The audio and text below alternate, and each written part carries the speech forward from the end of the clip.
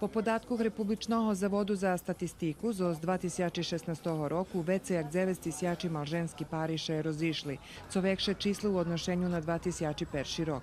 Статистика указує, že дзеци у 40% случајок додзеljeni мацером, а лjem у 7,5% ocom.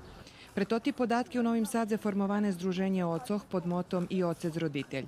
Pre združenje prešli vece jak tisijač novosadjanje. Hviljkovo u združenju je sponac 300 ščeški slučaji u zmislu že da jedni dzeci rokamenje vidza svojog roditelja, z kotrim nje žiju, pretože maceri najčastejše posle rozhodu nje došljebodzuju že biše ocec staral, hospitoval i obrazoval dzeci.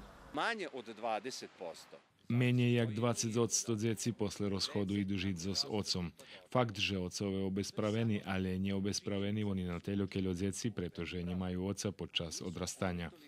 Druhý podatok utorí, že pri veci jak 60% chlopoch príčina za samozabojstvo práve fakt, že še nemôžu zanimať s roditeľstvom. To alarmantni podatki njeljem za naše združenje, ale za calu sistemu, za Srbiju i za cali region. Združenje ocoh še zaklada, že bi každe dzecko malo maceri oca kotri še zanimaju za zobrazovanjem i vospitanjem dzecka, bez ohljadu na toto, že či žiju vjedno, abo nje, i to zaprovodzuju prez instituciji kotri kompetentni za vytvorjovanje prava dzecka. Združenje še zaklada za rovnopravnost chlopoh i ženog u šitskih sferoh društvenog životu, ta i u vospitovanju dzecoh.